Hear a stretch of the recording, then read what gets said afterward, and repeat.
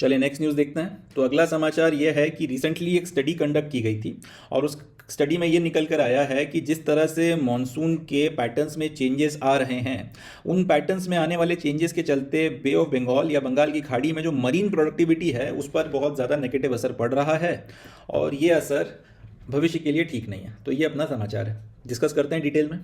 Strong and weak monsoons can influence marine productivity in Bay of Bengal. A study exploring fluctuations in the Indian subcontinent monsoon over the past 22,000 years has found. तो कुछ हमारे जो researchers है वो बैठे होंगे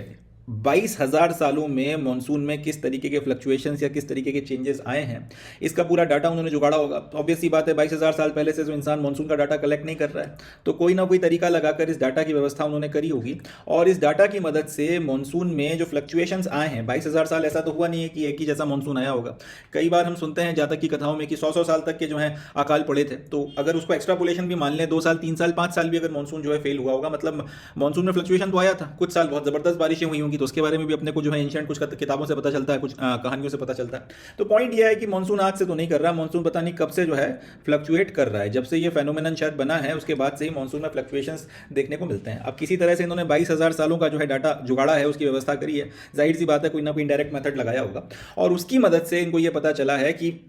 या उसकी मदद से इस स्टडी ने ये कंक्लूड किया है कि स्ट्रॉन्ग और वीक मॉनसून्स जो हैं, अगर आपके मॉनसून्स लगातार फ्लक्चुएट करते हैं, कभी बहुत अच्छा मॉनसून आ जाता है और कभी बहुत बुरा या कभी बहुत वीक मॉनसून आ जाता है, इनका असर जो है बे ऑफ बंगाल की प्रोडक्टिविटी के ऊपर पड़ता है, मरीन प्रोडक्टिविटी के ऊपर पड़ता है। अब अगला सवाल ये उठेगा कि मरीन प्रोडक्टिविटी किस बला का नाम है। तो marine productivity is a proxy for growth of plankton, the main source of nourishment for aquatic life. तो मरीन प्रोडक्टिविटी बेसिकली अगर ज़्यादा होगी तो उसका मतलब यह है कि आपका जो भी सी है उसमें प्लैंकटन जो है, सामान्य भाषा में आप कह सकते हैं जो काई हो गई या जो सीवीड हो गई, समुद्र में उगने वाले पौधे समझ लीजिए, ये जो प्लैंकटन है इसकी ग्रोथ उतनी ज़्यादा होगी जितना ज़्यादा आपकी मरीन प्रोडक्टिविटी होनी है। आप जितना ज़्यादा प्लैंकटन या जितना ज़्यादा ये जो आपके जो भी आपका काई हो गया और बाकी सारी चीज़ें समुद्र में उगती हैं, ये प्रोमिनेंटली एक्वेटिक लाइफ के लिए नरिशमेंट का मेन सोर्स होती हैं। इसको आप ऐसे समझें कि भाई आपके ज़मीन पे अगर हम लोग बात करें तो जो भी पेड़ पौधे उग रहे हैं, झाड़ झाड़ियाँ उग रही हैं, तो जितने भी हर्बीवोरस एनिमल्स होते हैं, हिरन हो गए, गाय हो गई, ये सारे उस पर्टिकुलर झाड़ और जो भी आपका लीव्स वगैरह हमको खा के अपना काम चलाता है। उसी तरीके से एक्वेटिक लाइफ की भी अगर बात की जाए तो एक्वेटिक लाइफ में जितना ज़्यादा प्लैंकटन की ग्रोथ हमको देखने को मिलती है, जलकुंभी और जो भी आपकी एक्वेटिक प्लांट्स वगैरह की ग्रोथ है, प्रोमिनेंटली जितनी भी एक्वेटिक लाइफ हैं, ज़्यादातर जो एक्वेटिक लाइफ हैं समुद्र में जितने भी जीव जंतु रहते हैं, प्रोमिनेंटली ये उनके लिए नरिशमेंट का एक मेजर सोर्स है। मतलब ये कि जितनी ज़्यादा आपकी मरीन प्रोडक्टिविटी रहेगी उतना ज़्यादा प्लैंकटन की ग्रोथ होगी, जितना ज़्यादा प्लैंकटन की ग्रोथ होगी उतना आपका नरिशमेंट जो है एक्वेटिक लाइफ का ज़्यादा होगा, एक्वेटिक लाइफ का नरिशमेंट जितना ज़्यादा होगा उनकी पॉपुलेशन उतनी ज़्यादा होगी। इनकी पॉपुलेशन जितनी ज़्यादा होगी उसका मतलब यह है कि जो मछुआरे हैं उनके पास पकड़ने के लिए मछली या और भी जो दूसरे आपकी जीव जंतु हैं वो ज़्यादा मात्रा में अवेलेबल रहेंगे। और इसी चीज़ को आप उल्टा कर दीजिए, अगर मरीन प्रोडक्टिविटी अच्छी नहीं है, मरीन प्रोडक्टिविटी के ऊपर मॉनसून स्ट्रॉन्ग और वीक मॉनसून के फ्लक्चुएशंस का असर पड़ता है और इससे प्लैंकटन की ग्रोथ पर अगर असर पड़ रहा है, प्लैंकटन की उतनी ग्रोथ नहीं है, तो नरिशमेंट का जो मेन सोर्स है एक्वेटिक लाइफ का वो खत्म हो गया। अब अगर वो खत्म हो गया तो जाहिर सी बात है फिर इसकी जो पॉपुलेशन है, इनका जो भी संख्या है, पॉपुलेशन में आ जाएगी गिरावट, और अगर पॉपुलेशन में गिरावट आ जाएगी तो फिर आपके पास में फिशिंग करने के लिए, फिशिंग की अगर बात की जाए तो ज़्यादा मात्रा में आपके पास पकड़ने के लिए कैच होगा ही नहीं, और ये नहीं होगा तो फिर इससे पूरी की पूरी अर्थव्यवस्था पर, लोगों की लाइवलीहुड पर और 10 तरीके की चीज़ों के ऊपर स्टडी पर असर पड़ता है। The study is significant given that several climatic models warn of significant disruptions to the monsoon under the impact of human cause warming. अब ये स्टडीज इंपॉर्टेंट क्यों है? 22,000 साल का डाटा निकाल के आपने ये कंक्लूजन निकाल दिया कि भाई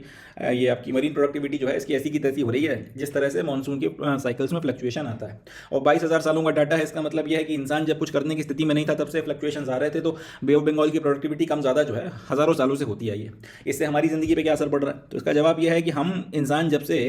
इस प्लानट के सबसे खतरनाक जीव बने हैं तब से हमने जो हरकतें करी हैं उसके चलते एक फेनोमेनन शुरू हो गया जिसका नाम है ग्लोबल वार्मिंग। ठीक है जी। और ग्लोबल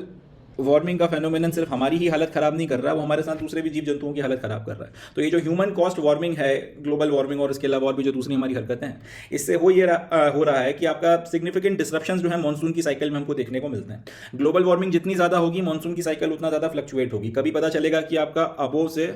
बहुत ज़्यादा बारिश हो रही है, ठीक है, कभी बहुत ही ज़्यादा बारिश हो रही है कि समझ में कि आपके कंट्रोल में नहीं आ रही, और कभी लगातार जो है आपके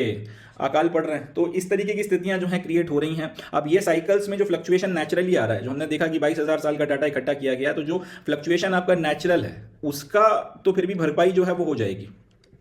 नेचुरल फ्लक्चुएशंस की भरपाई नेचर खुद कर लेगा, मगर जो अननेचुरल फ्लक्चुएशंस हैं जो ग्लोबल वार्मिंग के चलते निकल कर आ रहे हैं, जितने वक्त में नेचर आपका कोप अप करेगा उतने उससे कम वक्त में ये अपना और ज़्यादा आप कह सकते हैं परमानेंट इम्पैक्ट जो है वो दिखा चुके होंगे।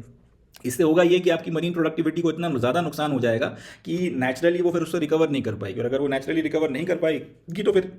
इसके बहुत घातक परिणाम होने वाले हैं, क्योंकि कोस्टल एरियाज़ में रहने वाले सारे लोग जो हैं प्रोमिनेंटली वो पूरी फिशिंग इकोनॉमी के ऊपर ही डिपेंड करते हैं। अगर वही इकोनॉमी के ऊपर अगर बट्टा लगेगा तो साइड सी बात है फिर सबके सब जो है लपेटे में आएंगे, और ये बहुत अच्छी चीज़ नहीं कही जा सकती। The study found that both abnormally strong and weak monsoons throughout history had caused major disruptions in ocean mixing, leading to a 50% reduction in food for marine life in the surface water. तो सवाल उठता है ये कि ये fluctuations वगैरह जो monsoon के आते हैं इसके चलते आपकी प्रोडक्टिविटी पे असर कैसे पड़ता है। तो इसका जवाब यह है, या स्टडी करने वालों का कहना यह है कि अगर आपका मानसून एबनॉर्मली बहुत ज़्यादा स्ट्रांग हो जाए, या फिर आपका मानसून अगर एबनॉर्मली बहुत ज़्यादा वीक आ जाए, मतलब जितनी बारिश सामान्यता होनी चाहिए उससे बहुत ज़्यादा बारिश हो जाए, जितनी बारिश सामान्यता होनी चाहिए उससे बहुत कम बारिश हो, तो थ्रू आउट द हिस्ट्री ये देखा गया है इसके चलते ओशियन मिक्सिंग की जो प्रोसेस है उसमें बहुत ज़्यादा डिसरप्शन होता है। ओशियन मिक्सिंग किस बला का नाम है? तो इसका जवाब यह है कि अगर आपके पास में लेट से कोई वाटर बॉडी है, उसमें एक सर्टेन लेवल तक अगर आपके पास में कोल्ड वाटर है या फिर कोल्ड फ्लूइड है, और एक सर्टेन जो अमाउंट है उसमें आपके पास में हॉट वाटर है, तो इनकी डेंसिटीज़ में जो फर्क आ जाता है, कोल्ड वाटर और हॉट वाटर की डेंसिटी में जो डिफरेंस आ जाता है, इसको शॉर्ट में यहाँ पे लेट से इसको जो है अपन हॉट वाटर बोल देते हैं और इसको कोल्ड वाटर बोल देते हैं। तो कोल्ड वाटर और हॉट वाटर की डेंसिटी में जो फर्क आ जाता है, इसके चलते इनकी आपस में इंटरमिक्सिंग होना शुरू होती है, और इस इंटरमिक्सिंग ये तब तक चलती है जब तक ओवरऑल जो टेम्परेचर है वो सेम नहीं हो जाए। इस पूरी इंटरमिक्सिंग की प्रोसेस में या जब ये ओशियन में होगी या फिर ये ओपन सी में होगी तो इसको बोला जाता है ओशियन मिक्सिंग। अब जब ये इंटरमिक्सिंग की प्रोसेस होती है तो जो आपका जो ओशियन का फ्लोर है, जो जैसे अपनी जमीन है उसी तरीके से ओशियन में जो नीचे का आपका तल है वहां से काफी मात्रा में जो न्यूट्रिएंट्स हैं वो ऊपर की तरफ में उठकर आते हैं। जब ये न्यूट्रिएंट्स नीचे से ऊपर की तरफ में सफर कर रहे होते हैं तो इसके चलते ये जो न्यूट्रिएंट्स हैं इनका जो नीचे से ऊपर की तरफ का सफर होता है ओशियन मिक्सिंग के वक्त में, ठीक है जी। ये हम लोग यहाँ पे कोल्ड वाटर है, यहाँ पे आपका हॉट वाटर है, टेम्परेचर डिफरेंस के चलते ओशियन में मिक्सिंग शुरू हो गई है डिफरेंट डेंसिटीज वगैरह के रीजन के चलते, और इसके कारण यहाँ से जो आपका नीचे से ओशियन की जो फ्लोर है, जमीन है, वहां से जो न्यूट्रिएंट्स ऊपर की तरफ में उठ के जाना शुरू होते हैं। ये न्यूट्रिएंट्स की जो मूवमेंट है इसमें कहीं ना कहीं 50% के आसपास तक मैक्सिमम जो है रिडक्शन हो जाता है, ठीक है।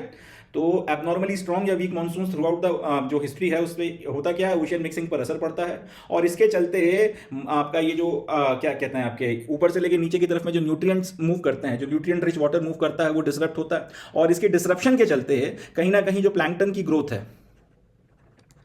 उस पर असर पड़ता है, और प्लैंकटन की ग्रोथ पे असर पड़ेगा तो जितना आपका फूड रिक्वायरमेंट होता है आपके मरीन लाइफ के लिए उसमें मैक्सिमम 50% तक के आसपास जो है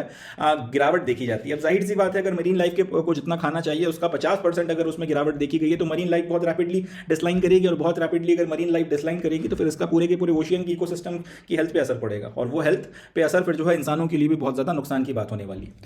this occurs because of extreme monsoon conditions interfere with vertical movements of nutrient rich water from the deep ocean to the surface. तो वही बात मैंने बताई कि जब आपका ओशियन मिक्सिंग है उस पर इंपैक्ट पड़ता है तो उसके चलते जो न्यूट्रिएंट रिच वाटर जो नीचे से ऊपर की तरफ में आता है ओशियन की सरफेस की तरफ वो इंपैक्ट होता है। वो इंपैक्ट होगा तो प्लैंकटन की ग्रोथ नहीं होगी, और 50% के करीब मैक्सिमम जो है फूड जो मरीन लाइफ के लिए जरूरी होता है उसमें कमी देखी जाती है। By comparing ancient patterns with modern ocean data and climate model projections researchers identified worrying similarities the author's said in a statement. तो अब उनका कहना यह है रिसर्चर्स का कि हम लोगों ने एंशिएंट डाटा निकाला है, उस एंशिएंट डाटा को यानी कि लेट से 8-10 हज़ार साल पहले कोई बड़ा इवेंट हुआ हो तब एकदम से आपको इतना ज़्यादा ड्रॉप देखने को मिला और उस तरीके की चीज़ें, तो एक पूरा का पूरा पैटर्न जो है उसमें वो निकल कर आया, और उस पैटर्न को मॉडर्न टाइम पीरियड में जिस तरीके के मॉडर्न टाइम्स में जिस तरीके के डिस्ट्रप्शंस आ रहे हैं उसके साथ में कंपेयर किया गया।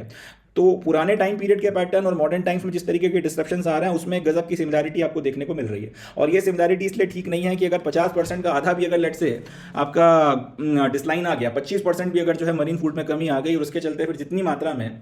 आपके एक्वाटिक लाइफ जो है वो इम्पैक्ट होगी वो कहीं ना कहीं मानव जाति के लिए ठीक चीज़ नहीं है। एंड क्योंकि हम लोग मैंने ये बात अभी रिपीट भी करी कि पूरा का पूरा जो आपका कोस्टल रीजन में रहने वाले लोग डायरेक्टली इनडायरेक्टली मरीन इकोनॉमी से जुड़े हुए हैं, तो खुद सोच के देखिए कि जितनी आपकी एक्वाटिक लाइफ होनी चाहिए, जितनी एक्वाटिक लाइफ की पॉपुलेशन होनी चाहिए उसमें 50% चलें छोड़ें, तो उन्होंने मैक्सिमम बात करी है। अगर हम लोग मान लेते हैं कि 100 आपके एक्वाटिक एनिमल्स होने चाहिए, इसमें 25% की ग्रोथ आ, इसमें 25% का अगर डेप्रिसिएशन आ गया, 50 को छोड़िए, 75 भी अगर आपके पास में रह जाते हैं तो ये कोई छोटा मोटा नंबर तो नहीं है, सिग्निफिकेंट डिस्रप्शन है। और ये 75 का मतलब यह है कि जितना आपकी नॉर्मल जो होनी चाहिए पॉपुलेशन उसमें लगभग 25 के करीब कमी आ गई है। इसका सीधा सीधा असर फिर जो आपके मछुआरे हैं, फिशरमैन्स, उनके ऊपर पड़ेगा, और पूरी की पूरी जो दूसरी आपकी मरीन इकोनॉमी है, पूरा का पूरा जो एक आपका कह सकते हैं इकोसिस्टम वगैरह बना हुआ है, सब कुछ डिसरप्ट हो जाएगा। और ये डिसरप्शन मनुष्य के लिए ठीक नहीं है, मनुष्य के अलावा दूसरों के लिए भी ठीक नहीं है। बट अगर हम लोग सिर्फ आपके सेल्फिश बन के अपनी भी बात करें तो हमारी प्रजाति के लिए भी ये बहुत खतरनाक घटना, ये खतरनाक पैटर्न कहा जा सकता है। अब सवाल उठता है कि इस तरीके के डिस्ट्रप्शंस तो फिर आपका बे ऑफ बंगाल के अलावा जो आपका अरेबियन सी है उसके लिए भी खतरनाक है, और बाकी जगहों पर भी जहाँ जहाँ मानसून प्रोमिनेंट एक रोल अदा करता है, अफ्रीका की ईस्ट कोस्ट की बात कर लें, वेस्ट कोस्ट की बात कर लें, या साउथ ईस्ट एशिया की बात कर लें, उसके लिए भी खतरनाक है। तो बे ऑफ बंगाल के बारे में इतना एम्फेसिस करके इतनी तगड़ी रिसर्च करने की क्या जरूरत थी कि जिसमें 10,000 साल का डाटा जो है आपने निकाल के रखा है या उसको खंगाला है? तो इसकी वजह यह है कि despite covering less than 1% of world ocean area, the bay of Bengal accounts for nearly 8% of global fishery production. तो in spite of the fact कि पूरी दुनिया के टोटल एरिया का 1% से कम जो है बे ऑफ बंगाल कवर करता है, मगर पूरी दुनिया में जितना आपका फिशरीज का प्रोडक्शन हो रहा है, जो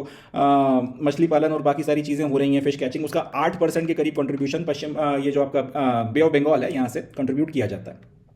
Its nutrient-rich coastal waters are vital to the densely populated communities along its shores, many of whom rely heavily on fisheries for food and income। तो वही बात की, क्योंकि इस पूरे एरिया में रहने वाली जितनी आपकी पॉपुलेशन है प्रोमिनेंटली आपका मछली पालन, फिश कैचिंग और इन सब चीज़ों पे डिपेंड करती हैं। अब अगर, और तभी इतना बड़ा कंट्रीब्यूशन 8% के आसपास इस इलाके से जो है फिशरीज के प्रोडक्शन में दिया जाता है। खुद के खाने की बात आ जाए तो भी फिश जो है उनके कल्चर का, फूड का एक प्रोमिनेंट पार्ट है, और उनकी इनकम की, उनकी आय की, या फिर उनकी सैलरीज की बात आ जाए तो उसमें भी एक बहुत इंपॉर्टेंट रोल अदा करती हैं। अब अगर इतना बड़ा डिस्ट्रप्शन होगा तो फिर तनख्वाह नहीं होगी, पैसा नहीं होगा तो फिर जिंदगी जो है फिर उसके बाद में नर्क जैसी हो जाती है, वो बताने लायक चीज़ नहीं है। आप में से मैक्सिमम लोग प्रिपरेशन कर रहे हैं तो स्ट्रगल्स जो है वो आप डे टू डे लाइफ में महसूस करते ही होंगे। इतना सब हम लोग क्यों कर रहे हैं? पैसे के लिए कर रहे हैं। तो आदमी की जब इनकम जब खत्म होती है या इनकम कम होती है तो उसके चलते जो असर आते हैं, जो परिस्थितियां बनती हैं, उसका आप बेहतर तरह से समझ सकते हैं। If ocean productivity declines, it will powerfully affect the ecosystem, ultimately reducing fish stocks and threatening food security of coastal communities। वही बात की, अब ये पूरी की पूरी चीज़ अगर इम्पैक्ट होती है, ओशन की प्रोडक्टिविटी कम होगी तो एक तो ओशन का इकोसिस्टम और उससे रिलेटेड डायरेक्ट इनडायरेक्ट जितने इकोसिस्टम्स हैं सब पर असर पड़ेगा, और दूसरा फिश स्टॉक कम होगा तो फिर लोगों के पास में खाने कमाने के मौके कम आएंगे, कोस्टल कम्युनिटीज़ को फिर संभालना बहुत मुश्किल हो जाएगा, और ये चिंता का विषय है। इसके ऊपर सरकार को ध्यान देना चाहिए। तो ये जो है इन्वायरमेंटल इकोलॉजी एंड बायोडाइवर्सिटी के पॉइंट ऑफ व्यू से एक इंपॉर्टेंट करंट अफेयर है, और अपने को उसको अच्छे से प्रिपेयर करना है। याद रखना है मरीन प्रोडक्टिविटी किसे कहते हैं। रिसेंट स्टडीज़ में ये मॉनसून्स के फ्लक्चुएशंस का इसके ऊपर क्या इंपैक्ट पड़ रहा है, मरीन प्रोडक्टिविटी के ऊपर ये असर जो पड़ता है, तो ये क्या चीज़ होती है, इसका पूरा फेनोमेनन पता होना चाहिए। ओशियन मिक्सिंग क्या है, इसमें कमी आएगी या इसमें अगर असर पड़ेगा तो किस तरीके से फूड जो है मरीन लाइफ के लिए उस पर इंपैक्ट पड़ता है, vertical movement of nutrient rich water कैसे क्या होता है, ये पूरी चीज़ आपको इसका सही अंदाज़ा होना चाहिए। तो ये सारी चीज़ें मैंने इस पर्टिकुलर करंट अफेयर में कवर करी हैं। अच्छे से इसको आपने इन्वायरमेंटल इकोलॉजी एंड बायोडाइवर्सिटी के पॉइंट ऑफ व्यू से प्रिपेयर करना है, चाहे यूपीएससी 2025 की बात हो या फिर 2026 की बात हो। प्रीलिम्स के पॉइंट ऑफ व्यू से भी और मेंस के पॉइंट ऑफ व्यू से भी ये न्यूज़ अपने बहुत काम की है। इसको अच्छे से अपने को तैयार करना है। चलें, that's it from this news.